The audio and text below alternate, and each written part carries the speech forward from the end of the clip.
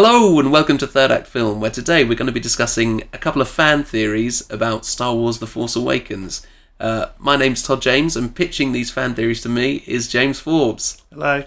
Hi, James. Hi. Alright, as you would say, kick us off. Alright, so my first one, this is an interesting one for y'all. Okay, I'm glad. Just to give credit, a lot of these I've got off Reddit and kind of mixed in some of the ideas I had of myself as well in with these. But, Wow, yeah, smart. You're so smart. Thanks. First one is everyone believes. So obviously, big spoilers for The Force Awakens here. Oh, I'm glad you got that out of the way, because I've forgotten. That everyone believes that Kylo Ren, Ben Kenobi, he and his Knights of Ren murdered up everybody. Specifically all of Luke Skywalker's academy, that they went out and stabbed them all. Okay, maybe that's a fan theory. Okay, right. But that's Carry on. it hasn't been confirmed. So that's the main speculation for it, because you have Rey's vision that she sees him and he's standing over a bunch of dead bodies with a bunch of other cool guys behind him with his cross lightsaber. Yeah. What about if it's actually Rey who had killed them all? What if Rey, whose memory has been wiped for some point, for some time, she's had her memory wiped, is in tune with the Force? Perhaps it is Rey who, either by accident or deliberate or falling to the dark side temporarily, goes ahead and kills a bunch. Right. Kills a bunch of them, and they take her and move her away and be like, we're just sitting you over here because you're hella dangerous. And that why, at the end of The Force Awakens, when Luke sees her, it's not like, oh, hey, Rey. He's not coming in for a hug like, what up, she's my pointing girl? a lightsaber at him, and he's like, whoa. The horror again. I tried so hard to forget this. Yeah. That is more that she is the impending doom. And, yeah. And now she's got the Millennium Falcon. Yeah. She's got a Wookiee sidekick. Yeah. She's got R2-D2, who can survive literally any situation. And we won't know at what point does her memory, does she retain back her memory? Yeah. I thought of a theory I like more than this, as you were talking. It might be my next one, but go on. That the Knights of Ren were that group. Were the group that he trained. Were Luke's group. Yeah. Oh, okay. And I thought that's what you're going to say, and I was like, that's a really cool idea, and then you didn't say it. Okay, yeah. I kind of like that, and it wouldn't be the first time that a Star Wars film has, worded something not very specifically, and then it turned out to be something else. Yeah. Alright, score out of 10, come on. 10 being... Wow, that's the thing is, I kind of think that's how it's going to go.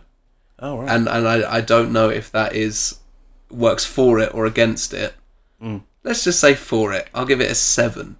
7, nice. Yeah, I feel like not a lot of seeds have been sown for it. Yeah. But then it wouldn't take a lot of more, retconning. Well, it's not even retconning because they haven't said what happened yet. Yeah. But yeah. Okay. That's a pretty decent one. In a similar vein, okay, pretty much, the one you thought I was about to say. Yeah. So I said that Rey. What if she's the murderer from the beginning? What if Kylo? He did do that murder, and he did do a lot of bad things. Yeah. Master Kylo, what are we to do? Yeah. Right. Yeah. Yeah. That Kylo Ren, he has done all of these bad things, and he looks up to Anakin Skywalker, Darth Vader. Mm-hmm. That he looks up to him as his role model, and he's like, I need to be as strong as you, I want to be like you. Because what has happened is that Luke has told him the only way to destroy this new First Order is the way that we destroyed the Empire.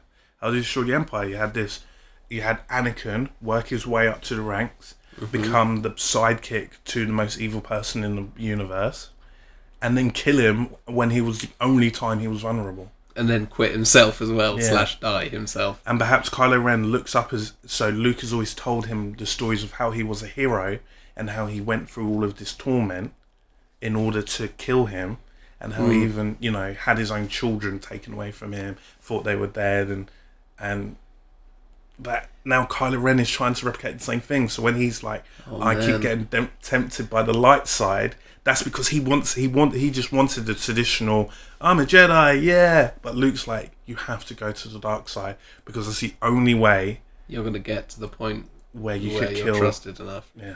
I really like that.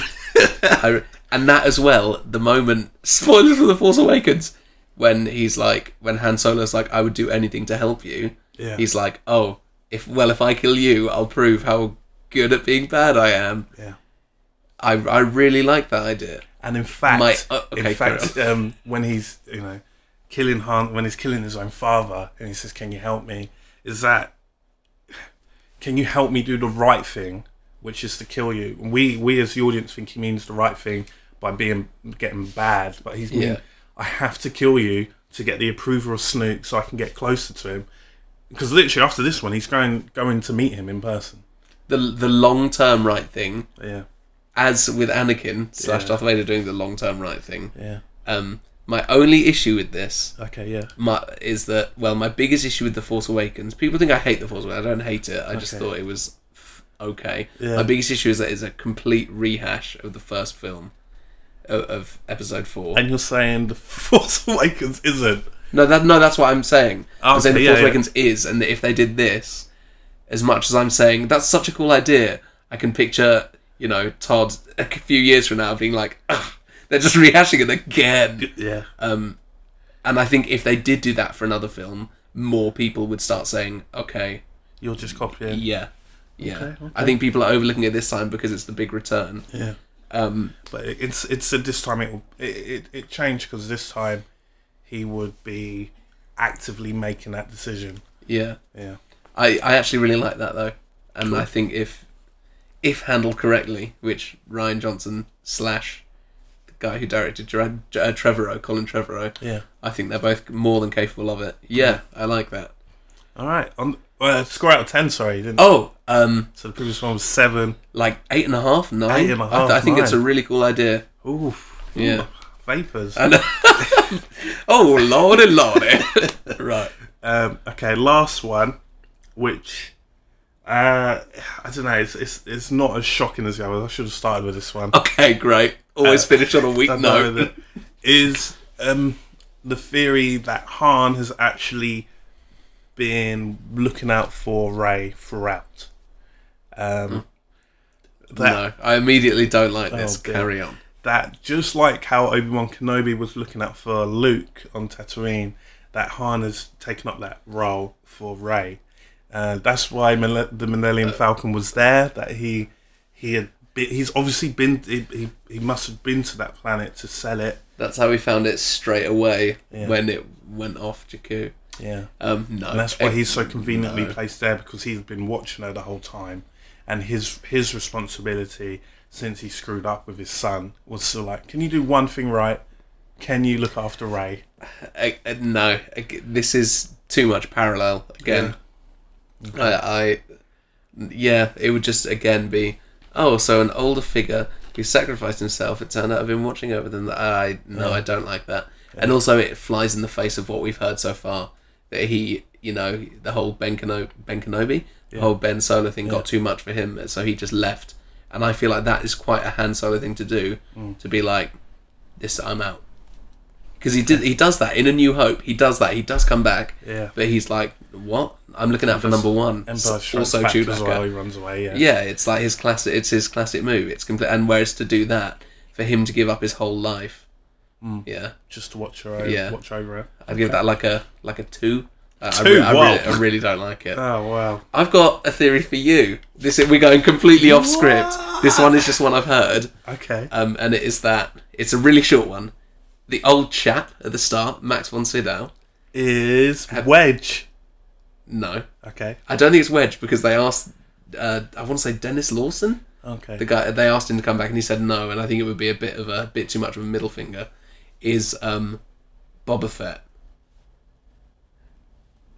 Oh, what? Yeah. Like he dies in a laneway again.